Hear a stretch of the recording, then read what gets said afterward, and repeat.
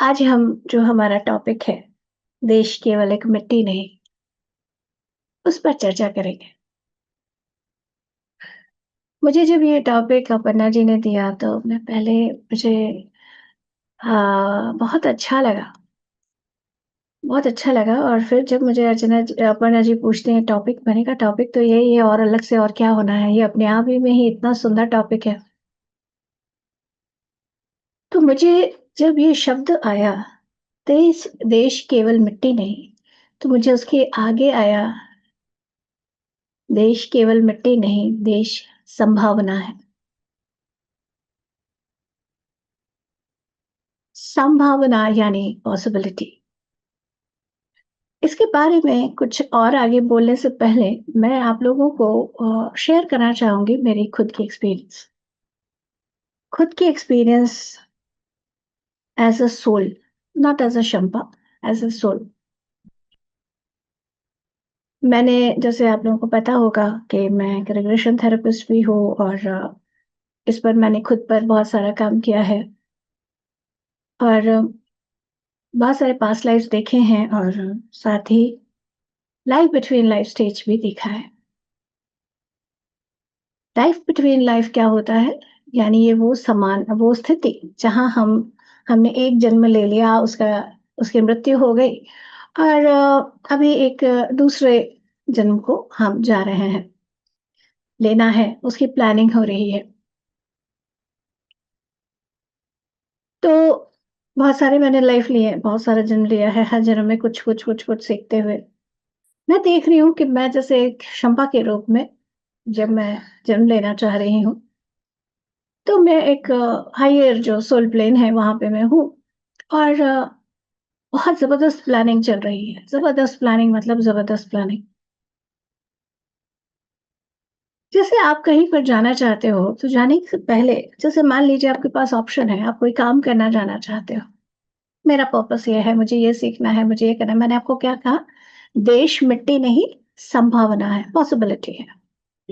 तो अब आपको एक काम करना है, एक आपका उद्देश्य है जिसको आपको पूरा करना है। तो उसे पूरा करने के लिए कौन से बेस्ट ऑप्शंस हो सकते हैं? यानी कौन सबसे ज़्यादा संभावना जो आप चाह रहे हो करना, उसे कौन पूरा कर सकता है? तो जब ये बात थी, तब मैं देख रही हूँ कि मेरी कंप्लीट बहुत ज़बरदस्त प्लानिंग चल रही है। बड़े सारे मास्टर्स हैं और बड़े सीनियर्स हैं, एल्डर्स हैं, उनके साथ खूब प्लानिंग हो रही है और फिर पहले तय हुआ क्या-क्या करेंगे, डिफरेंट लाइफ़्स के जो कर्मों का कहते हैं ना, अच्छा ये वाली क्लास में ये रह गया था, ये नहीं सीखा था, वो वाला थोड़ा-सा रहता है, तो ये लिए वो सब अच्छे से जमा हो रहा है और जमा होने के बाद ये बात आ रही है कि बेस्ट कहाँ सीखेंगे, इन सबको कहाँ सॉर्टेड बेस्ट किया जा सकता है। तो मेरे सामने जैसे मैनीक्विन्स होते हैं ना, जिनको हम लोग दुकानों में देखते हैं, हम उन्हें ड्रेस पहना के रखते हैं, जिससे हमें आइडिया है कि पहन के कैसा लगेगा। मेरे सामने 3 मैनीक्विन्स लाए गए। एक अमेरिका का जो हमारा मेक्सिको का एरिया है वहाँ का it was more of a male yes वो था। एक साउथ में सॉरी हमारे अफ्रीका का एक वहाँ अफ्रीका का एक एक पर्सन वो एक फीमेल का फॉर्म था और एक इंडिया का फॉर्म था, भारत का। सबको जैसे हर एक की पॉसिबिलिटी को खंगाली गई और खंगालने के बाद मैंने सेलेक्ट किया कि मुझे इंडिया में जन्म लेना है, भारत में मुझे जन्म लेना है। इसमें भी बहुत आगे और डीप पर जाता है। भारत में भी कैसे परिवार, किस चीज़ को, किस जगह को, किनको मैं चुन रही हूँ, जो मेरे संभावना को बेस्ट अंजाम अंजाम दे सके, जो मैं चाहती हूँ, जिसे करना, जिसे अचीव करना, जिसे पाना, जिसे पूरा करना, वो मुझे कौन-सा बेस्ट हेल्प करेगा। अब इसमें जो मैं जब ये टॉपिक के साथ सोच रही थी, तो मुझे बहुत मज़ा आ रहा था क्योंकि मैं जब मुझे कोई कहीं से पूछता है कि आप कहाँ से हो? तो मैं कहती हूँ मैं भारतीय हूँ, आई एम एन इंडियन। तो वो बोलते हैं, "अरे! हम भी इंडियन हैं, हम भी भारतीय हैं, पर कहाँ से?" तो मैं मुस्कुराती हूँ, मैं कहा, "मैं सच में भारतीय हूँ।" तो वो कहते हैं, "वो किस तरह से?"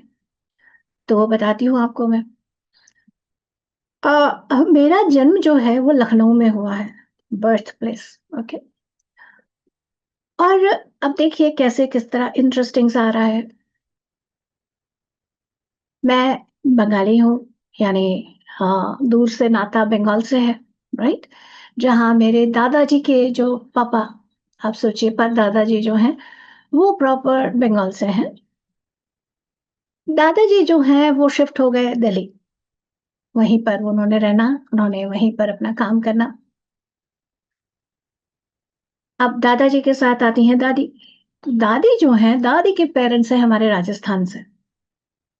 यानी आ गए हमारे जयपुर, अजमेर, अजमेर में मेरे पापा के मामा जी लोग और जयपुर में उनके मामा जी लोग, तो राजस्थान का आ गया। तो मेरी दादी वहाँ से। अब मेरी माँ को अगर हम, और पापा का बर्थ डेफ़िनेटली दिल्ली में हुआ, और मेरा जैसे है तो ये मैंने पापा के साइड का बताया। अब आते हैं मम्मी के साइड। तो जो मेरे नाना जी हैं, तो नाना जी की जो माँ है, वो अपने बच्चों को सबको लेकर इलाहाबाद आ गईं, यूपी। और इलाहाबाद प्रयाग में उन्होंने अपने बच्चों को वहाँ सेटल किया, कुछ उनका इश्यू था, बंगाल में कुछ ज़मीन वगैरह को लेकर, वो वहाँ से शिफ्ट होकर इधर आई। और ये इधर आई, और यहाँ पर उन्होंने बच्चों को बड़ा किया, तो फिर मेरे नाना जी जो हैं फर्दर फिर यूपी में उन्होंने प्रयागराज में उन्होंने अपना घर बनवाया, और काम के क्षेत्र में वो लखनऊ में रहे। तो मेरे मम्मी का बर्थ जो है, वो लखनऊ में हुआ, और उनकी एजुकेशन और ये सारा कुछ उधर ही। बाद में नाना जी लोग वापस उधर शिफ्ट हो गए थे, अपने प्रयागराज में। और इधर मेरी नानी का अगर हम देखें, तो नानी के जो पापा, उनके मदर, इनफैक्ट उनका और आगे से है, उनका इतना डिटेल मुझे नहीं पता, पर इतना है कि नानी जो है ग्वालियर से, मध्य प्रदेश आ गया, राइट? तो अब आप देखें कि सारा कैसे कवर हो रहा है। नाना जी का काफ़ी समय तक जैसे जॉब जो है वो अलग-अलग जगह पे, जैसे लखनऊ हो गया, झांसी हो गया, ऐसे सारा। अच्छा, अभी मम्मी-पापा शादी होने के बाद पापा जो हैं उस वक़्त पोस्टेड थे कश्मीर में। तो वहाँ पर आप कह सकते हो मैं कंसीव हुई, तो कश्मीर की ज़मीन की कंसीविंग एनर्जीज़ मेरे पास आ गई। उसके बाद बर्थ हुआ मेरा लखनऊ में, और उसके बाद पापा का ट्रांसफ़र जो हुआ वो है बिहार में। तो बिहार में झारखंड, रांची में, जहाँ रांची के पास पतरातू है, वहाँ पर पतरातू आजकल बड़ा सुंदर है, पतरातू वैली बहुत कुछ है। उस वक़्त तो हम लोग, जो वो पूरा जो वॉटरफॉल होता था, बिल्कुल उसके पास में हमारा घर होता था। तो मैं एकदम छोटी-सी थी बच्ची, वहाँ पर मेरा किंडरगार्टन मैंने पतरातू में मेरा ने देखा। उसके बाद आगे का जो एजुकेशन है वो मैं बरौनी बिहार में फर्दर क्लास 7 तक। उसके बाद दिल्ली आई, और वहाँ से दिल्ली 1 साल हॉस्टल में रही, एंड देन वहाँ से चंडीगढ़, पंजाब आ गया। पंजाब, हरियाणा सारा कवर होता हुआ। तो आप देख रहे हैं मोर और लेस पूरा उत्तर भारत तो मैंने कवर कर ही लिया है, पूरा, नियरली। तो उत्तर भारत हो गया, और उत्तर भारत को कवर करते-करते फर्दर अब देखिए कैसी प्लानिंग है कि जो मैंने आत्मा के जो मेरे गुरु हैं उनको पहचानने की कोशिश की, तो ये दाढ़ी वाले बाबा निकले हैं, जिनको पहचाना नहीं पहले तो, और जब पहचाना तो जाके बैंगलोर में पिरामिड वैली में जब पहचाना तो बस क्या ही बताऊँ। तो वहाँ से मेरा, और वैसे भी जब पापा का जो था जॉब जो था, मतलब आप कह सकते हो ही वाज़ इन भेल, BHEL, Bharat heavy electricals limited, तो इलेक्ट्रिसिटी। तो आप समझ सकते हो हम लोगों का बड़ा, लाइक कहते हैं ना, कॉस्मोपॉलिटन जिसको हम कहते हैं, हर जगह के जो लोग हैं वो सब होते थे। तो सब जगह का, और बचपन से ही वो हमारे घर में पचड़ी भी बनता होता था, तरह-तरह के सांभर भी बनता था, तरह अलग-अलग का राजमा से लेकर हर तरह का, सब पूरे भारत का क्विज़ीन हमारे घर में बनता रहा। तो देखिए चूज़ कैसे हुआ, हर जगह की, पूरे देश भारत के हर हिस्से की संभावना मैंने अपने लिए ली।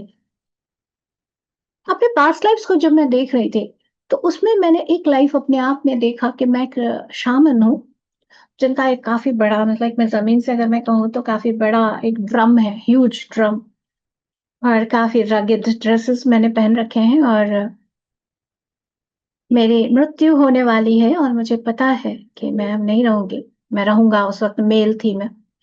और मरते वक़्त मेरे अंदर से एक आवाज़ है कि मैं अब भारत में मुझे जन्म लेना है।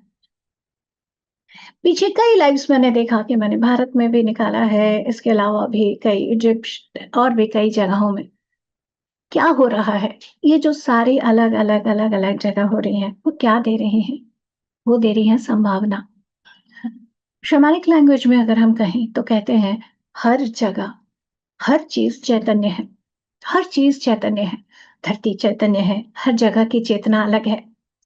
अब जब मैं चंडीगढ़ में थी, चंडीगढ़ में मैं लंबे समय रही हूँ और वहाँ पे पूरा और मुझे पता नहीं बड़ा इंटरेस्ट आता है लैंग्वेज जो जहाँ का है, उसे समझने में। तो पंजाबी और जिसको हम गुरमुखी बोलते हैं, उसे सीखना, उसे पढ़ना। तो पहले तो मैं कॉलेज में थोड़ा-थोड़ा बोलने की कोशिश की तो सबने कहा बहुत अच्छा लग रहा है। एक ने कहा भई माफ़ कर दे तू, तो मैंने बोलना बंद कर दिया पंजाबी। तो आ गई। इसी तरह से जब पंजाब चंडीगढ़ में था, एक पॉइंट पर मैंने कहा मेरा आगे का काम कहाँ है? तो मुझे आया कि तुम्हें मुंबई जाना है। मेरे हस्बैंड यहाँ को उन्होंने अपना काम इधर ले लिया था। तो मैं मुंबई शिफ्ट होने से पहले बहुत सारे मेरे क्वेश्चन थे क्योंकि होता है ना हम लोगों को एक आदत होती है जहाँ पर आप बड़े हो रहे हो, रह रहे हो, वहाँ का सब सब कुछ आपको मालूम है। आपको कहाँ पर नेक्स्ट कहाँ जाना है, क्या करना है, वो सब जैसे आपको मालूम है तो एक कम्फर्ट ज़ोन बन जाता है। बट बहुत क्लियरली मुझे आया कि नहीं, अगर आगे का काम करना है then you have to go to Mumbai. अब जैसे आज मैं महाराष्ट्र, मुंबई में बैठी हूँ और रिप्रेज़ेंट कर रही हूँ, तो बहुत बड़ी बात है मेरे लिए जब मुझे अपर्णा जी ने कहा कि आप महाराष्ट्र को रिप्रेज़ेंट कर रहे हो। बड़ा गर्व-सा महसूस हुआ मुझे। हर जगह की अपनी एक दिव्यता है, चेतना है। पंजाब की मिट्टी का जो चंडीगढ़ है उसको हम लोग ऐसा कहते हैं, पंजाब, हरियाणा, हिमाचल प्रदेश 3 जगह का पहले वो सेंटर हुआ करता था। बाद में हिमाचल अलग होके उसमें उन्होंने शिमला कर लिया। बट पहले चंडीगढ़ तीनों का था। तो देखिए वो भी कवर कर लिया मैंने। अब वहाँ से जब मैं मुंबई आने लगी, महाराष्ट्र देखिए रह गया था ना, तो महाराष्ट्र रह गया था, गुजरात रह गया था। तो यहाँ जब आई, तो उन दोनों से कनेक्शन जैसे मेरा और अच्छे से होने लगा। जो बात मैंने देखी कि जैसे पंजाब साइड में हमारा अ, वहाँ पे रहते हुए वहाँ के जो देवी शक्तियाँ हैं, वहाँ के उनके साथ जुड़ना, इसी तरह से जो हमारे सिख मास्टर्स हैं, हमारे दसों गुरु, गुरु ग्रंथ साहिब, वहाँ जाना, उनके साथ कनेक्ट होना और वहाँ से जब मैं मुंबई आ रही हूँ, मुंबई में आप ये ले लीजिए मुंबई शहर कहने को बस मुंबई है, पर इसमें जैसे हर जगह के हर हर प्लेस के जैसे लोग यहाँ पर हैं। और सबसे सुंदर बात अगर मुंबई की मैं कहूँगी, वो है नेवर गिविंग अप एटीट्यूड। अब सबको पता है कितना कुछ यहाँ पर हुआ है, कितने सारे कांड हुए हैं, पर मुंबई थमती नहीं है। I really salute this attitude जो मुंबई की है।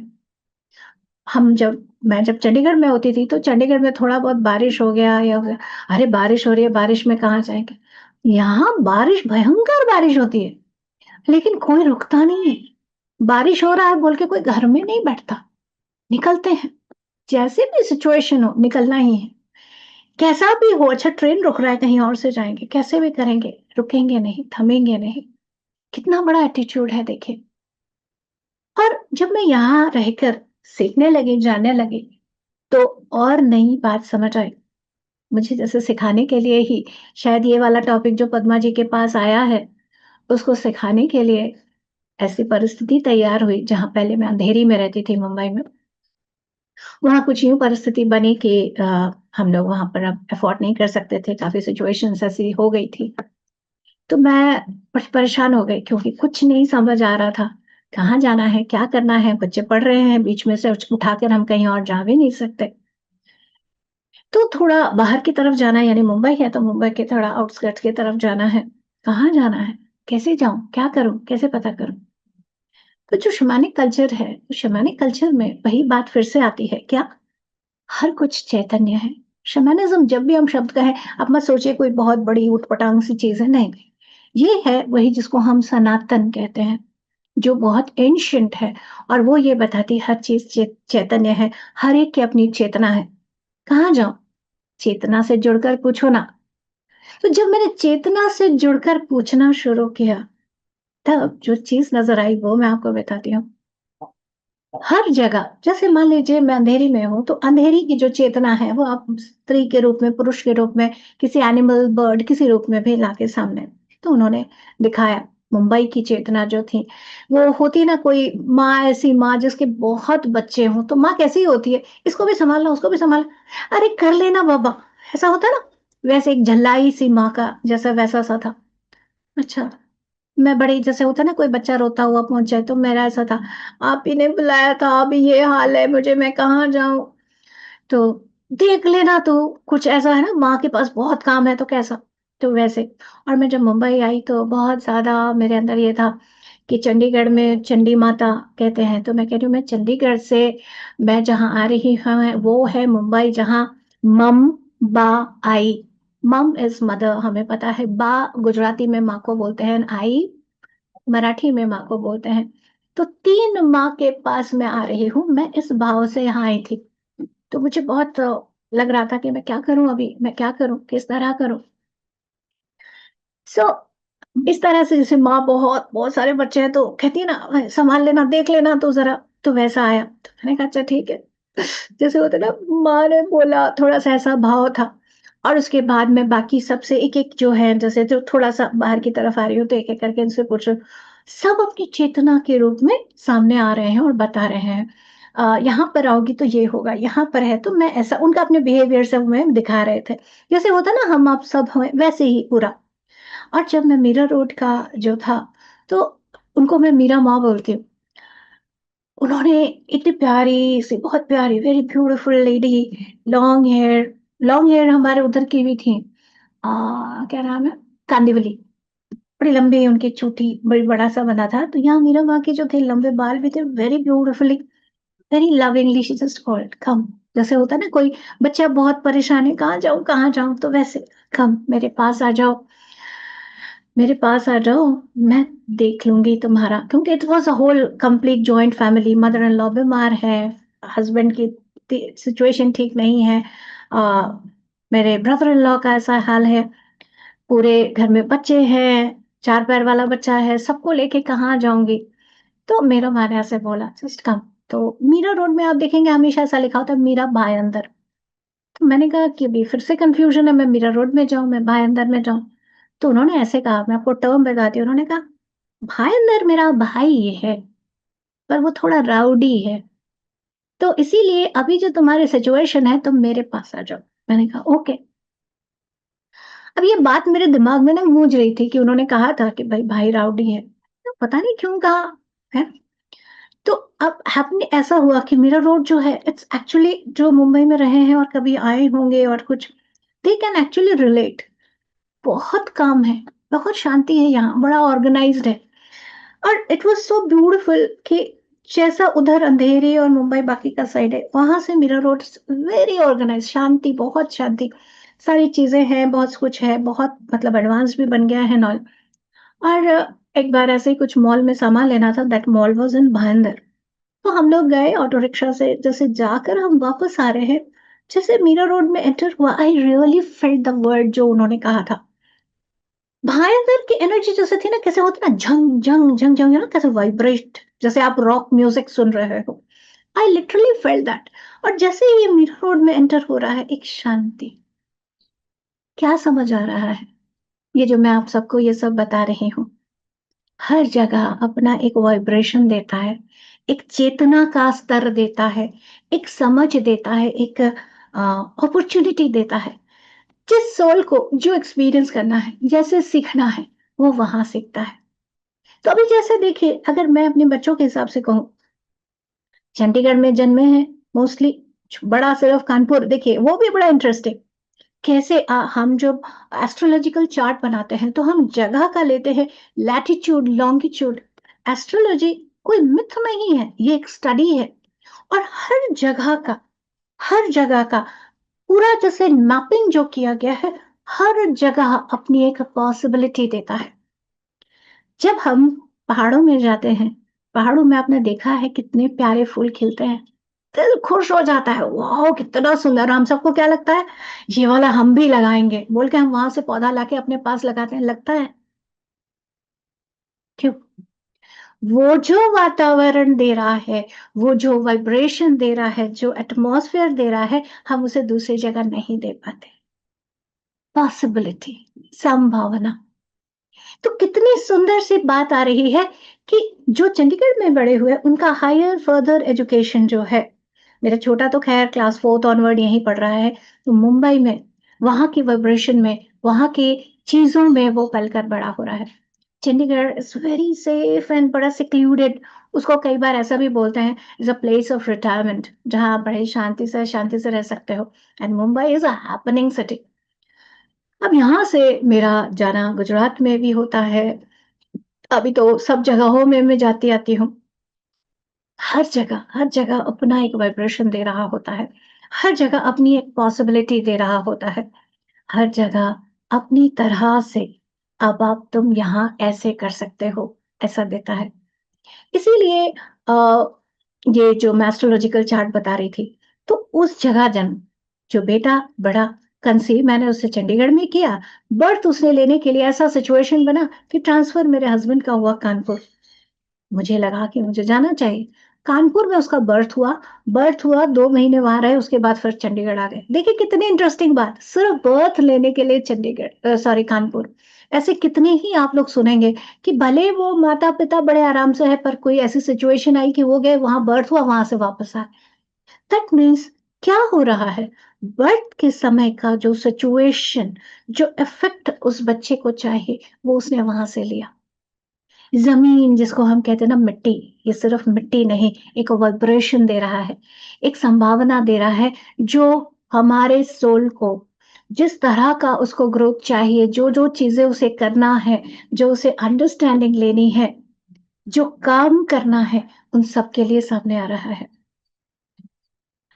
अ, हमारे जो एजुकेशन में मेरा काफ़ी इंटरेस्ट एक पॉइंट पर रहा है, और मैं अभी भी एक तरह का एजुकेशन ही है, although it is called metaphysics, more of life science. जीवन जीने की कला हम ध्यान में ये सीखते हैं।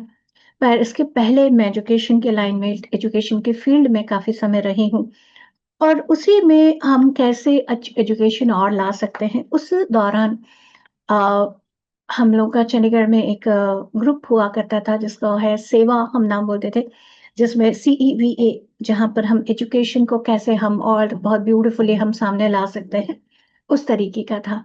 उस दौरान मैं पहले बैंगलोर भी गई, और वहाँ पर आस-पास जो है जैसे ऋषि वैली और बहुत सारे ऐसे हैं सेंटर्स, जो एजुकेशन को बड़े अलग तरीके से दिया जाता है।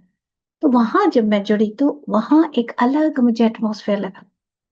इसी तरह से मुंबई के पास पुणे जो है, पुणे का वाइब्रेशन अलग है। इसी तरह आप जब भोपाल उतरते हो, भोपाल में मैं बहुत पहले गई। तब मैं जस्ट ग्रेजुएशन करने के बाद तब वुमेन का जो आर्मी में एंट्री, आर्मी फोर्सेस आप कह सकते हो, तीनों आर्मी, नेवी, एयर फोर्स में ओपनिंग हो गई थी, तो मुझे था एग्ज़ाम देना है मुझे भी एंट्री लेनी है। और तब चल रहा था कि वो सारा जो बाबरी मस्जिद कांड हुआ था, उस वजह से सब जगह जल रहा था जल रहा था, वहाँ का वाइब्रेशन। ये एक अद्भुत ऑब्ज़र्वेशन मैंने किया है, हर जगह अपना-अपना रहता है, और एक बड़ी इंटरेस्टिंग सा काम जैसे शैमानिक वर्क में मिला है, ज़मीन की चेतना के साथ जुड़ना। बहुत सारे लोग मेरे को अलग-अलग प्रश्न पूछते हैं, जैसे एक ने मुझे पूछा, वो मुंबई में ही बड़े हो रहे हैं, उनका बर्थ यहाँ हुआ है, उनके परिवार में जो माता-पिता है, वो उत्तर प्रदेश के किसी जगह से इधर आके रह रहे हैं। उत्तर प्रदेश का कोई गाँव है, वहाँ से आके इधर मुंबई में रह रहे हैं। मुंबई में जो रहेगा और वहाँ की यहाँ की जो पॉसिबिलिटी देखेगा, वो जनरली यहाँ से शिफ्ट नहीं करता है, क्योंकि अ, आप रात के 12 बजे, 1 बजे, 2 बजे, 3 बजे, कोई भी टाइम बोलिए, आपको ट्रांसपोर्ट मिलने वाला है, सब कुछ मिलने वाला है। It's very convenient here. तो वो यहाँ से नहीं जा रहे थे, और उनका मन था कि थोड़ा अच्छा-सा मैं यहाँ कर लूँ, तो गाँव का जो प्रॉपर्टी है मुझे वो सेल करना है।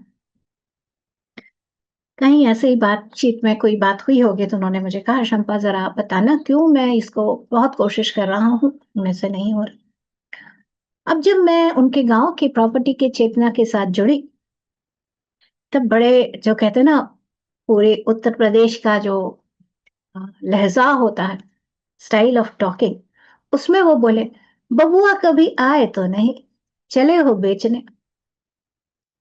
बड़े प्यार से बोला उन्होंने कि, "कभी तो बच्चे जो है आप तो कभी आए तो नहीं, यहाँ हम आपको आशीर्वाद देने के लिए, प्यार देने के लिए वेट कर रहे हैं एंड आप हमें जस्ट जैसे वही है ना, जो जब हम सोचते हैं मिट्टी है, ज़मीन इसका क्या करना है, तो बेच दो।"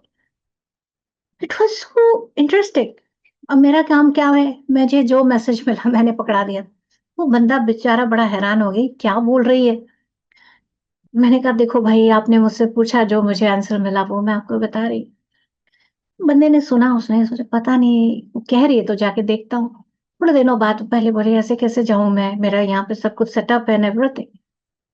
मैं भी बोल के मेरा मेरा काम खत्म बोलने के बाद मैं ऐसे हाथ झाड़ के आराम से बैठती हूँ। करीब 6 महीने बाद मैं कुछ कर रही थी, अचानक उन बंदे का फ़ोन, "शम्पा!" मैंने कहा, "क्या हुआ?" "Guess what?" मैंने कहा, "क्या?" "मैं कहाँ हूँ?" "कहाँ हो भाई?" "मैं गाँव में हूँ।" "And don't tell me, it's so loving here." इतना अच्छा लग रहा है मुझे, मुझे लग रहा है ये ज़मीन जैसे मुझे गले लगा रही है। हर पेड़ मुझे अपना लग रहा है, ये पूरी ज़मीन मुझे बहुत अपनी लग रही है। लिटरली जब वो ज़मीन मुझसे बात कर रही थी तो ऐसा लग रहा था जैसे ग्रैंड पेरेंट्स बुला रहे हैं। It was so beautiful. हम लोगों ने बहुतों ने गाना सुना होगा कि देश मुझे बुला रहा है, परदेस हम गए हैं, वहाँ से आ रहे हैं। सिर्फ यही नहीं, इट्स वेरी इंटरेस्टिंग। आज ही मैं सुबह आज किसी का सेशन ले रही थी। वो इंडिया में रही हैं, गुजरात में बड़ी हुई हैं। कुछ ऐसी परिस्थिति हो गई जहाँ पर परिवार वालों के साथ सेटअप नहीं बैठ रहा। ससुराल में गए, ससुराल में भी कुछ-कुछ चल रहा है और ससुराल में जब अलग होने की बात कही तो पिता ने कहा, "अलग होना है तो देश के बाहर जाओ। यहाँ रहते हुए मेरा नाक मत कटाना कि मैं अलग हो रहा हूँ।" तो वो लोग न्यूज़ीलैंड शिफ्ट हो गए। अब जब वो मुझे बता रही हैं, वो क्या बता रही हैं? वो बता रही हैं कि भारत में जैसे सब बहुत काम कर रहे हैं, सब बहुत भाग रहे हैं, बहुत बहुत शोर है वहाँ। पर मैं न्यूज़ीलैंड में जैसे आई हूँ, तो मुझे यहाँ बहुत शांति लग रही है। यहाँ पे भी बहुत भाग रहे हैं, पर फिर भी जैसे बहुत शांति है। यही चीज़ कोई और अगर कहीं और गया है, वो कोई और बोल सकता है। हर जगह अपनी-अपनी एक चेतना बता रही होती है। कोई जगह अच्छी, कोई जगह बुरी नहीं है। सबसे मुख्य बात है, हर जगह एक संभावना है। हमारे सोल ने जो एक्सपीरियंस करना है, जो जानना है, वो उसको उस ज़मीन की मिट्टी हमें वहाँ पर वो संभावना हमें देती है। इसीलिए आप जहाँ जाएँ, उसे ज़मीन का टुकड़ा मत समझें, माथा नवाएँ, उस चेतना के साथ जुड़ें और दिल से प्रणाम करके बताएँ, आप मुझे क्या संभावना देते हो? आप मुझे क्या सिखाने आते हो? हमारे जो शैमानिक टीचर हैं, उन्होंने हमें ऐसे कहा था, आप जहाँ जाओ, वहाँ हर पेड़, हर पत्थर, हर मिट्टी के टुकड़े के साथ उनको बताना, अपना परिचय देना, मैं ये हूँ और मैं आपकी जगह पर आई हूँ। मुझे ये काम करना है, मुझे मदद करें। और ऐसा करने पर मैंने लिटरली देखा, मैं कई जैसे सीखने के लिए कई इंटरनेशनल जगहों में भी गई हूँ और वहाँ का जो गिफ्ट्स मुझे मिले हैं, उन चेतनाओं के साथ जुड़कर, that is that is beyond words. हर जगह ने उसने उन्हें जिस तरह की संभावना दी, जिस तरह से कहते हैं ना गोद में लिया, I really feel so honoured. आई समुद्र के ऊपर से आप जब जा रहे हो, तो उन समुद्र के साथ जुड़ के, धरती के जिस भी भाग में आप जा रहे हो, वहाँ की चेतना से जुड़कर जब आप माथा टेकते हो, प्रणाम करते हो, उस चेतना के साथ जुड़ते हो, तब आपको पता चलेगा मुझे यहाँ क्या सीखना है और कैसे मैं और अपनी चेतना को और एक्सपैंड कर सकूं मैं और कैसे आगे बढ़ सकूं, क्योंकि यात्रा तो वही है, अपनी चेतना को एक्सपैंड करना, विस्तारित करना। तो ये जो अद्भुत संभावनाएं हमें मिल रही हैं, यही तो कारण है कि हमारे पितामह पूरा घूमते रहते थे, हर जगह घूमते रहते थे, किसी एक जगह नहीं बैठते थे। हर जगह की संभावना की ऊर्जा को वो और बढ़ाते हुए, हर एक को जैसे झकझोरते हुए, जगाते हुए आगे चलते रहे हैं। और हम उनकी राह पर चल रहे हैं। तो बिल्कुल हर जगह की दिव्य चेतना के साथ जुड़ना है, कोई तुलना नहीं। हम कहाँ पर कितना आगे बढ़ना चाहते हैं, ये देखते हुए आगे बढ़ना है। बहुत बहुत धन्यवाद सबको, और दिल से धन्यवाद पद्मा जी को, जो इतना ब्यूटीफुल टॉपिक जो है और उसके लिए उन्होंने मुझे समय दिया, चुना। पूरे महाराष्ट्र को, पूरे भारत को, पूरे एशिया को, पूरे धरती माँ को, और मैं कहूँगी पूरे ब्रह्मांड को, क्योंकि हमारा अस्तित्व सिर्फ धरती ही नहीं, हमारा अस्तित्व हम ब्रह्मांडीय है। कितने ही प्लैनेट्स, कितने ही ग्रहों से होते हुए हम यहाँ आए हैं। तो हर एक को हम मिले जुले, सबसे सीखते हुए आगे बढ़े, उनको भी उतना ही सम्मान देते हुए जैसे हम अपने एक दूसरे को देते हैं, आगे बढ़ते चले। धन्यवाद। Thank you so much Shampa ma'am. आज आपने एक नई परिभाषा दी। जो हमने टाइटल बताया, मैंने जब आपको बताया, मैं खुद भी नहीं जानती, और मुझे पूरा विश्वास था कि मुझे कुछ बताने की जरूरत नहीं, मैं सिर्फ एक मीडियम हूँ आपको ये बात पहुंचाने के लिए। जो पद्मा मैम को मैसेज आया, तो पहले हम मैम से पूछते हैं, अम्मा మీరు మాట్లాడతారా ఒకేసారి ట్రాన్స్లేషన్ చేసేదా లేకపోతే? అందరి నుండి తీసుకుందాం, మేడంది చెప్పండి ఫస్ట్. हाँ मैम, आप बताएं आपका कैसा एक्सपीरियंस, इसके अलावा भी आपसे जानना चाहते हैं, और उसके बाद मास्टर्स का एक्सपीरियंस शेयरिंग लेते, फिर पद्मा मैम अपना మెసేజ్ देंगे. मैं समझी नहीं, मेरा एक्सपीरियన్స్ बोले तो। అమ్మా ఏమని తీసుకోవాలి, అమ్మ దగ్గర మ్యామ్ దగ్గర?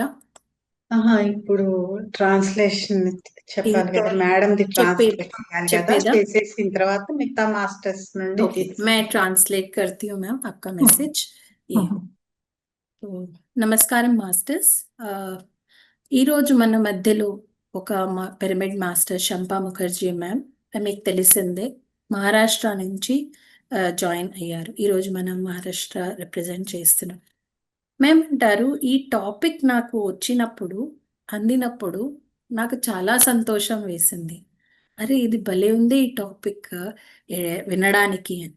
సో ఏమంటారు, నేను నా ఎక్స్పీరియన్స్ సోల్ లెవెల్లో చెప్తాను మీకు. నాకు ఫస్ట్ థాట్ ఏమొచ్చిందంటే, దేశం అంటే మట్టి కాదు, దేశం అంటే మట్టి కాదు, దేశం కేవలం అవకాశం, పాసిబిలిటీ, ఒక ఆపర్చునిటీ. అది ఆ మైండ్లో వచ్చింది. నేను నా గురించి చెప్పినప్పుడు, ఆత్మ గురించి చెప్పినప్పుడు, నేను ఎన్నో జన్మలు ఎత్తాను. నా జన్మల్ని చూసుకున్నాను, చాలా రకరకాల జన్మల్ని చూశాను. జన్మ, ఒక జన్మ ఎత్తిన తర్వాత ఇంకో జన్మ ఎత్తే ముందర స్థితులు కూడా నేను గమనించాను. నేను శంపాగా పుట్టే ముందర నేను ఏమేమని ఉన్నాను, ఎట్లున్నాను, మేల్ ఉన్నానా, ఫీమేల్ ఉన్నానా, అది కూడా తెలుసుకున్నాను. అంటే దేశం అంటే మట్టి కాదు, దేశం అంటే అవకాశం అని నాకు అర్థమవుతుంది.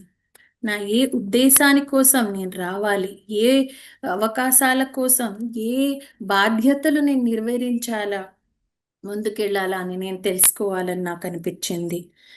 ఇప్పుడు నాకు ఒకటి మీకు సంఘటన చెప్తా. ఒక జన్మ ఎత్తే ముందర ఏం జరిగిందంటే, చాలా మంది మాస్టర్స్, ఎల్డర్స్ అందరు ఉన్నారు, రకరకాల పెద్ద పెద్ద మాస్టర్స్. ఇక్కడ పంపిద్దామా, ఇట్లా చేద్దామా, అట్లా చేద్దామా అని రకరకాలుగా ఆలోచిస్తున్నారు అనమాట. తనకి ఏం కావాలి, తను ఈ కుటుంబంలో పుట్టాలి, అవన్నీ కూడా తనకు అందరికి అన్ని డిస్కషన్స్ జరుగుతున్నాయి, అన్ని విధాలుగా స్ట్రాంగ్ గా జరుగుతున్నాయి అనమాట, జరుగుతున్నాయి. అప్పుడు ఏమంటే, ఆమె 3 మ్యానిక్విన్స్ చూశారు. ఏంటంటే, ఒక మ్యానిక్విన్ లో మెక్సికోలో ఒక మేల్ గా, ఆఫ్రికాలో ఒక ఫీమేల్ గా, భారతంలో ఒక ఫీమేల్ గా, ఇవన్నీ అన్ని చూసినప్పుడు ఆమె ఏమనుకున్నారంటే, సరే నేను భారతంలో పుట్టదలుచుకున్నాను అని చెప్పి. ఇప్పుడు మాకు చాలాసార్లు ఏంటనుకుతున్నా అంటే, మీరు ఎవరు అంటే చెప్తా, నేను ఇండియనే అంట. అరే ఇండియన్, సరే మీరు ఇంకా కొంచెం చెప్పండి అంటే అప్పుడు నేను చెప్తాను నేను ఎక్కడ పుట్టా. నా జన్మ గురించి నేనేం చెప్పేది, నా పెద్దవాళ్ళ గురించి, మా తాత ముత్తాతల గురించి నేను మీకు ఏం చెప్పేది అని ఆమె చెప్పుకుంటూ వివరించుకుంటూ వచ్చారు. ఏమంటారంటే, నేను లక్నోలో పుట్టాను, నేను బెంగాలీ స్వతహాగా, నేను మా తాత వచ్చి బెంగాల్ నుంచి, మా తాత నాయనమ్మ వచ్చి ఢిల్లీ, తర్వాత వాళ్ళ తండ్రి వాళ్ళ తాతయ్య నాయనమ్మ వచ్చి, ఆమె వచ్చి రాజస్థాన్ అజ్మేర్. సో అక్కడ నుంచి వాళ్ళ ఇదంతా వాళ్ళ తండ్రి సైడ్. మళ్ళీ తల్లి సైడ్ వస్తే అక్కడ అలహాబాద్, ప్రయాగ్రాజ్, అక్కడ పుట్టుపూర్వతరాలు, అక్కడ వాళ్ళు ఉంటూ పెరుగుతూ వాళ్ళ రెస్పాన్సిబిలిటీస్ పూర్తి చేసుకుంటూ, వాళ్ళ మదర్ వచ్చి లక్నో, తర్వాత వాళ్ళ అమ్మమ్మ సైడ్ వచ్చేటప్పటికి గ్వాలియర్ ఎంపీ. సో వాళ్ళ నాన్నకి ఏమైంది, వాళ్ళ నాన్న పుట్టింది కూడా ఢిల్లీ, కానీ ఆయన ఉద్యోగ రీతిగా కశ్మీర్కి వెళ్ళారు. సో ఒక విధంగా శంపా మ్యామ్ ఒక బీజం కన్సీవ్ అయినప్పుడు కశ్మీర్లో ఉన్నారు, పుట్టింది మళ్ళీ వచ్చి లక్నోలో. సో చిన్నప్పుడంతా చదివింది జార్ఖండ్, బీహార్లో. మళ్ళీ అక్కడి నుంచి అయిన తర్వాత యూపీకి వచ్చారు. యూపీ నుంచి మళ్ళీ రకరకాల ప్లేసెస్ మారుతూనే ఉన్నారు. ఏమంటారంటే ఆమె పుట్టినప్పటి నుంచి ఒక్క స్టేట్ నుంచి ఇంకొక స్టేట్లో మారుతూనే ఉంది. పాసిబిలిటీస్ మారుతున్నాయి, అవకాశాలు మారుతున్నాయి, స్థితులు మారుతున్నాయి, అన్ని పరిస్థితులు మారుతున్నాయి. సో నేను ఒక విధంగా చూస్తే అన్ని చోట్ల నేను ఉన్నాను. ఎందుకంటే వాళ్ళ నాన్న వచ్చి బిహెచ్ఎల్లో ఉన్నారు అని చెప్తున్నారు. సో ఏమంటుందంటే, నేను ఒక ఉత్తర భారతం మొత్తం కవర్ చేసేసా. ఇప్పుడు మనం ఇంకేం జరగాలి ఇక్కడ? ఇప్పుడు నేను ఎండ్ ఆఫ్ ద డే అంతా పెరుగుతున్న తర్వాత మా ఆత్మగురువుని కలవాలి కదా. అది నేను ఇంకెవరిని కలిశాను, ఆమె ఎగ్జాంపుల్ పత్రి సార్ గురించి ఇచ్చారు. సో ఇది మనం చెప్తూ, బికాస్ నేను అన్ని చోట్ల పుట్టాను, పెరిగాను, అన్ని విధాలుగా మన తినే పదార్థాలు, మన భోజనాలు కూడా రకరకాలుగా మా ఇంట్లో వండేవాళ్ళు. సో ఈ పాసిబిలిటీస్ చూడండి మీరు, ఇవన్నీ రంభావనలు ఎంత రకాలుగా పాసిబిలిటీస్ ఉన్నాయి నాకు నేర్చుకోవడానికి, చెప్పడానికి, అన్ని విధాలుగా ఎడ్యుకేషన్ వైజ్ కూడా. సో మధ్యలో ఒక చెప్తారు ఇన్సిడెంట్, షమానిక్ గురించి చెప్తూ, షమానిజం గురించి మీ అందరు వినుంటారు. షమానిజం అంటే కాన్షియస్నెస్, అంటే చేతన, అంటే అన్ని కింగ్డమ్స్ అన్నిట్లో, మన మట్టిలో కానీ నీరులో కానీ అన్నిట్లో ఒక చేతన ఉంటుంది. దాన్ని మనం గమనించుకోవాలి, అన్ని గ్రహించుకోవాలి. సో ఒక ప్లేస్కి ఒక ప్లేస్ ఉంది, ఒక ఊరుంది, ఒక గలీ ఉంది, ఒక దారుంది, దానికి కూడా ఒక చేతన ఉంటుంది. సో మనం దాన్ని గమనించుకోవాలి, దాంతో కనెక్ట్ అవ్వాలి. కనెక్ట్ అయ్యే కొద్దీ మనకి తెలుస్తుంది. అది ఒక సంఘటన చెప్తూ, ఇప్పుడు ఎందుకంటే నన్ను మీరు మహారాష్ట్ర నుంచి రిప్రజెంట్ చేయమన్నారు, మీకు ఒకటి చెప్తా. నేను ముంబైలో ఉండేదాన్ని. ముంబై అనేది ప్రదేశము, దీంట్లో నేను ఒకటి ఉండిపోయింది ఏంటంటే, మధ్యలో మ్యామ్ ఇక్కడి నుంచి బనువా, చండీగఢ్లో కూడా ఉన్నారు. చండీగఢ్లో చాలా సమయం ఆమె స్పెండ్ చేశారు. అక్కడ చాలా విధాలుగా అన్ని కనెక్ట్ అయ్యారు. సో ఏమంటారంటే, బాంబేకి వచ్చే ముందర చండీగఢ్ నుంచి ఆమె చాలా ఆలోచించారు. ఎందుకంటే ఆమెకి కూర్చున్నప్పుడు కనెక్ట్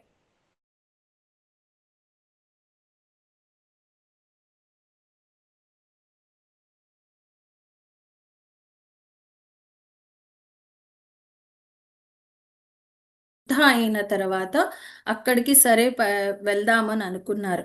ఎందుకంటే ఏమంటారంటే, అక్కడ ఏమంటే ముందు ఆమె ఏమంటుంది, ఇక్కడంటే చండీదేవి మన చండీగఢ్లో ఆమె సహాయకులాగా ఉన్నారు. తర్వాత ఇక్కడ వచ్చేటప్పటికి ఎట్లబ్బా అంటే, బాంబేలో ఏం నేర్చుకున్నారంటే, ఇక్కడ అంతా యాక్టివ్గా ఉంటారు అందరూ. ఎప్పుడు ఏది పొద్దున్న మనక రాత్రి అనక అందరూ అన్ని రకాలుగా సంభావనతో అన్ని రకాలుగా మనుషులు ఉంటారు ఇక్కడ. ఇక్కడ ఎప్పుడు ఏది వదిలేరు సమయానికి, ఎప్పుడు తత్పరంగా ఉంటారు. అలసట అనేది లేనే లేదు, ఆ జీవనం అనేది ఆగదు. అర్ధరాత్రి అయినా, 12 అయినా, 1 గంట అయినా కూడా ఏమంటే వాళ్ళ attitude is never giving up attitude అనమాట వాళ్ళది. వర్షాలు పడితే మనం ఒక నిమిషమైనా ఆగుతాం, లేదు అబ్బాయి వర్షం అయిన తర్వాతే కదులుదాం ఇంటి నుంచి అని. కానీ ఎండైనా వానైనా ఏదైనా కూడా వాళ్ళ ఆగరు. పని జరగాలంటే జరగాల్సిందే. అది ముంబై ఒక క్వాలిటీ. అది నేను నేర్చుకున్నాను, అక్కడ ఉండి నేను నేర్పించడము జరుగుతుంది. అది నాకు సంతోషం. మళ్ళీ అగైన్ అంటుంది, మీరు అనుకుంటారు షమానిజం అంటే ఏంటో విచిత్రమైంది, అది కాదు. షమానిజం అంటే ఏమీ లేదు, అన్నిటితో కనెక్టివిటీ, నీరు మట్టి, ఆ మట్టి అన్నిటితో కనెక్టివిటీ ఉండేది. నాకు ఏమంటే అది కూడా సనాతనం కూడా అనొచ్చు మనం, మన సివిలైజేషన్ ఎంతవరకు ఉండిందో అంతవరకు. సో ఇక్కడ ముందు చెప్తూ ఉంటే ఆమె కళ్ళు మూసుకున్నప్పుడు ఆమె ఏమంటే ముంబైలో అంధేరిలో అనే చోటలో ఉన్నారు. అక్కడి నుంచి ఏదో కొన్ని పరిస్థితుల వల్ల అక్కడి నుంచి ఇల్లు మారాల్సి వచ్చినప్పుడు మళ్ళీ ఆమె ధ్యానంలో కూర్చున్నప్పుడు ఆమె అడిగారు, ఎందుకు నన్ను ఇక్కడ ఇంత హాయిగా ఉన్నాను కదా, మళ్ళీ నన్ను ఎక్కడ బొమ్మంటావు, నా పరిస్థితి ఏంటి అంటే, అప్పుడు అమ్మ నలుగురు ఐదుగురు పిల్లలు ఉంటే అమ్మాయి చెప్పవా ఏం చేయాలో అని అడిగితే, నువ్వు చూసుకో ఏదో ఒకటి, నువ్వు మంచిది ఏదో నీకు చూసుకోబో అంటే, అదేంటి నువ్వే కదా నన్ను రమ్మన్నావు, నువ్వే నన్ను వెళ్ళిపోమంటున్నావు మళ్ళీ అని అంటే, లేదు నువ్వు చూసుకో, నీకే తెలుస్తుందిలే, నీకు మంచి ఏం జరుగుతుంది అని. అప్పుడు కళ్ళు మూసుకొని చూస్తే ఆమెకి మీరా రోడ్ అని కనబడింది. మా మీరా రోడ్ సహీ బోలానా मैंने? మీరా రోడ్, తో మీరా రోడ్ అని కనబడింది. చాలా ప్లేసెస్ చూసాను. అంటే ఏమంటారంటే అన్నిటికీ, అన్ని ప్లేస్కి ఒక పేరు ఉంటుంది. లైక్ కాందివల్లి ఉంటుంది, మనకు ఉంటుంది. ఇప్పుడు ఫర్ ఎగ్జాంపుల్ సౌత్ వాళ్ళు, హైదరాబాద్ వాళ్ళకి మారేడ్పల్లి ఉంటుంది, మనకి ఈ నగర్ ఉంటుంది, ఆ నగరం ఉంటుంది, దిల్సుఖ్ నగర్ అంటాం. అలాగ ఒక్కొక్కటికి ప్లేస్కి దాని చేతన ఉంటుంది. సో దాని వలన ఏమంటే ఆ విధంగా కళ్ళు మూసుకొని ఆమె కనెక్ట్ అయి నాకు దారి చూపించురా దేవా అన్నట్టుగా అడిగినప్పుడు అక్కడ ఏం జరిగిందంటే ఆ మ్యామ్కి మీరా రోడ్ చూపించారు. మీరా రోడ్ అదేంటబ్బా కొంచెం దూరంగా ఉంది కదా అంటే, సరే నువ్వు అది చెప్పారు కాబట్టి ఇంకా అక్కడికి చూద్దాంలే అని అక్కడ షిఫ్ట్ అయ్యారు. అక్కడ వెళ్ళినప్పుడు ఇంకొక మెసేజ్ కూడా ఆమెకు వస్తుంది, మీరా రోడ్ मैम वो एक वर्ड मैंने कैच नहीं किया, भाव आपने कहा ना, मीरा रोड भाव? नहीं, मीरा रोड जो है उसके साथ मीरा भायंदर लिखा जाता है। భయంకర్, भायंदर, భయందర్, ఓకే. ఆ మీరా రోడ్ భయందర్ అని రాసుంటారట. ఇదేంటబ్బా రాసుంది, విచిత్రంగా ఉంది అని అనుకుంటే, ఆమె ఒక రోజు షాపింగ్ కోసమని మాల్కి వెళ్ళి వెనక్కి వచ్చేటప్పుడు గమనించిందంటే అక్కడ నిజంగానే మీరా రోడ్ చాలా శాంతంగా, కామ్గా ఉంటుంది. తర్వాత అది ఎందుకు ఈ మెసేజ్ ఆమెకు వచ్చిందని ఆమెకు అర్థమైనది. ఓహో అదే, ఇందువల్లనా ఎంత బాగుంది ఇక్కడ అని చెప్పి. సో ఇది, సో ఏమంటారంటే తర్వాత ఆమెకి ముంబాదేవి కూడా తలుచుకున్నారు. ఆమె ముంబాదేవి అంటే, ముంబా అనేది ఆయి, అది దాన్ని వివరించారు Mumbai, Mumbai mum aai ba aai, mum ba aai, ba is in Gujarati mother and aai is Marathi mother, mum in English. Mum in English, yes. So మ్యామే చెప్పారు దాని మీనింగ్.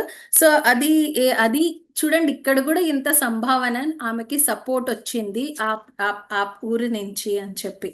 సో మీరా అమ్మ అని అంటూ ఉంటారు దాన్ని. సో మ్యామ్ అంటారు, నాదొక జాయింట్ ఫ్యామిలీ, నేను ఇవందరినీ పట్టుకొని ఎక్కడికి వెళ్ళాలి రా బాబు అనుకున్నప్పుడు, నాకు ఈ ప్లేస్ ఒక వైబ్రేషన్స్, ఈ ప్లేస్ ఒక చేతన నన్ను పుల్ చేసింది. అక్కడ వెళ్ళిన తర్వాత నాకు తెలిసింది ఎంత బాగుంది అని. దీంతో కూడా ఇంకొక మాట ఆస్ట్రాలజీ అని గురించి చెప్తూ అంటారు. ఇది షార్ట్ కట్. ఆస్ట్రాలజీ అనేది మనం ఏదేదో ఊహిస్తాం, కానీ ఆస్ట్రాలజీ కూడా ఒక సైన్స్, దానికి ఒక పద్ధతి ఉంది, దానికి కూడా ఒక చేతన ఉంది, పాసిబిలిటీ ఉంది అని చెప్తున్నారు.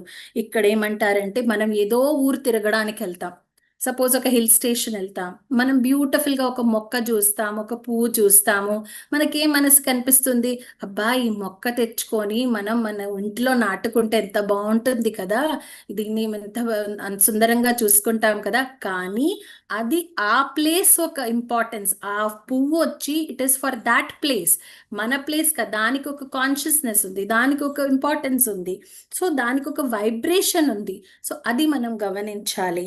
అట్లాగే అంటారు చండీగఢ్ గురించి చెప్పడం అంటారంటే, చాలా సేఫ్ అయిన ప్రదేశం. అంటే మీరు ఇంకా లైఫ్లో చాలా ఎక్స్పీరియన్స్ చేసేసారు, ఇంకా రిలాక్స్ అయిపోవాలంటే మీరు చండీగఢ్కి వెళ్ళాలి అంటారు.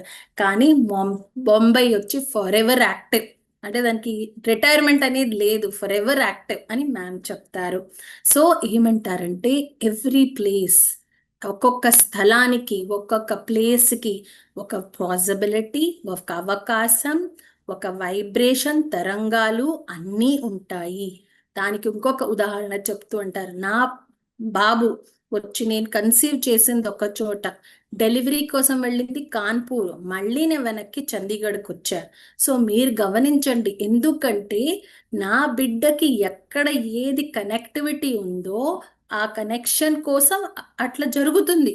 స్థితులు పరిస్థితులు అట్లా కలుగుతాయి. సో ఇవన్నీ ఉంటాయి, అన్ని కనెక్టెడ్ ఉంటాయి. ఈ చేతన అనేది, ఈ అవకాశాలు అనేది, పరిస్థితులు అనేది అన్ని కనెక్టెడ్ ఉంటాయి. మన మిట్టి అంటే ఉత్త వైబ్రేషన్ పాసిబిలిటీయే కాదు, మన ఒక అర్థం, దాని అర్థం తెలుసుకోవాలి. ఎందుకు, ఏమిటి, ఎందుకు వస్తున్నాం, ఎందుకు జరుగుతుంది, ఎట్లా జరగాలి అన్నీ తెలుసుకోవాలి మనం. ఇది చాలా చాలా అవసరం మనకి. ఇంకొకటి ఉంటుంది, నాకు చదువు అంటే చాలా ఇష్టం. చదువు గురించి చెప్తూ శంపావం అంటారు, స్టడీస్ అంటే, ఎడ్యుకేషన్ అంటే నాకు చాలా ఇంపార్టెంట్. ఇప్పుడు నేను మెటాఫిజిక్స్ చదువుతున్నా, కానీ చిన్నప్పటి నుంచి నాకు ఎడ్యుకేషన్ ప్రీతి ఉంది. నేను చండీగఢ్లో ఉండేటప్పుడు సేవా SEVA అని ఒక ఆర్గనైజేషన్తో ఉన్నా. అక్కడ ఏంటంటే ఎంత చదువు మనము స్ప్రెడ్ చేయొచ్చు, ఎంత బాగా ఇంకా ముందుకు తీసుకోవచ్చు అనేది మేము మాట్లాడుకునే వాళ్ళం. దీని సందర్భంగా మేము రిషి వ్యాలీ కూడా వెళ్ళాం. అక్కడ కూడా అర్థం చేసుకునే, చదువు చెప్పే పద్ధతులు వేరేగా ఉంటాయి. Masters, there are very many schools in across India where the type of education they give totally different. మనం చదివే రొటీన్ చదువు లైక్ సెంట్రల్ స్కూల్లో అయినా, స్టేట్ అయినా, నవ్ డేస్ దట్ ఇంటర్నేషనల్ అట్లా ఉండదు. దే ఇస్ టోటలీ డిఫరెంట్ పద్ధతి, గురుకుల పద్ధతి ఉంటుంది అట్లాగా. సో అది కూడా ప్రమోట్ చేయాలని చూశారు. ఫర్ ఎగ్జాంపుల్ పూనా వెళ్ళారు, దాని వైబ్రేషన్స్ డిఫరెంట్, దాని ఊర్జ డిఫరెంట్. భోపాల్ వెళ్ళినప్పుడు, ఆమె అక్కడిది చూశారు చేతన ఏంటంటే ఆర్మీ నేవీలో కూడా పార్టిసిపేట్ చేయాలనుకున్నారు, అక్కడ ఉండాలనుకున్నారు. వెళ్ళినప్పుడు నాకు తెలిసి 6th డిసెంబర్ అక్కడ బాబ్రీ మస్జిద్ రైట్స్ జరిగాయి, నేను సాక్షి దానికి. I was very much there. చాలా వైబ్రేషన్స్ వర్ వెరీ డిఫరెంట్ అప్పుడు. తర్వాత మన భూమి ఒక చేతన, దాని పరిస్థితి, దాని చెప్పే అది ఒక మెసేజ్, అది చాలా ఇంపార్టెంట్ మనందరికీ అని చెప్తారు. యూపీ గురించి చెప్తున్నారు. తర్వాత అంటారు మనం ఎప్పుడు చేతనతో కనెక్ట్ అవ్వాలి, అప్పుడే మనకి అక్కడ ఏమేమి అవకాశాలు ఉన్నాయి, ఏమి మనకి చేసే పనులున్నాయి, మనం ముందుకెళ్ళాలి అనేది మనకి తెలుస్తాయి. అప్పుడు దాని గురించి చెప్తూ అంటారు. అదే మనకి కదా పత్రి సార్ పదే పదే క్షణం ఒక్కొక్క ప్రదేశానికి వెళ్ళి, నార్త్ అనక సౌత్ అనక ఏ దిశలో వెళ్ళగలిగితే అక్కడికి వెళ్ళి మనకి ఆ చేతనతో కనెక్ట్ చేస్తూ, ఆయన కనెక్ట్ అవుతూ మనకి చేస్తూ, మనకి మెసేజెస్ మనకి అందించారు ప్లాటర్లో. సో ఇది ఎంత లవింగ్గా ఉంది. ఇంకొక బేసిక్ ఎగ్జాంపుల్ ఇచ్చారు మ్యామ్, ఒక మాస్టర్ యూపీ నుంచి అనమాట.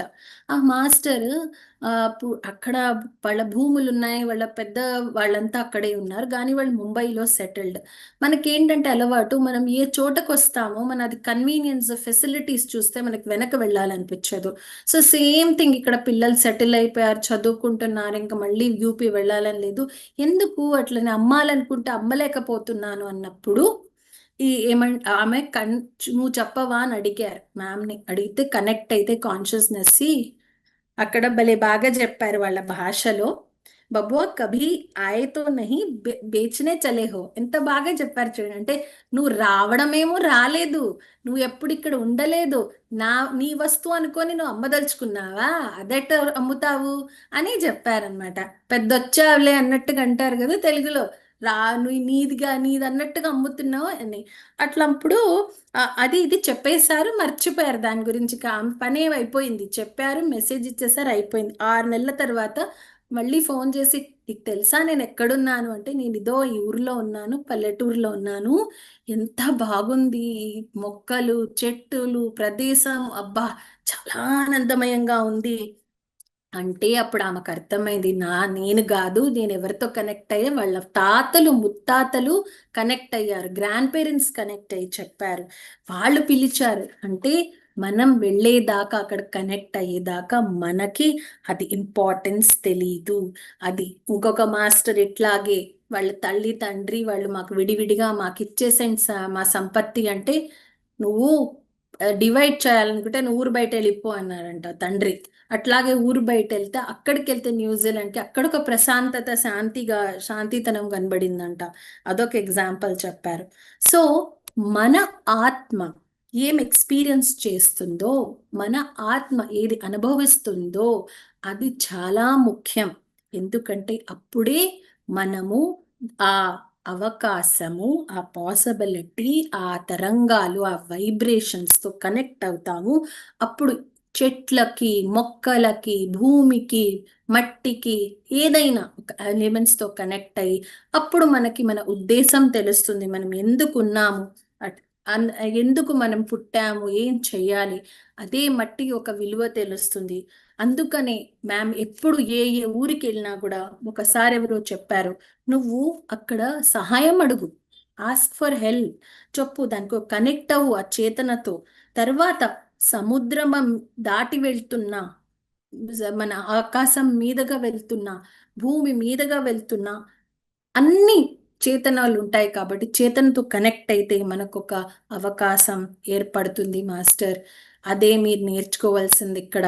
ఎంత ఎంత మధురంగా, ఎంత సుందరంగా పత్రి సార్ మనకి ఇవన్నీ నేర్పించారు కదా, చూపించారు కదా.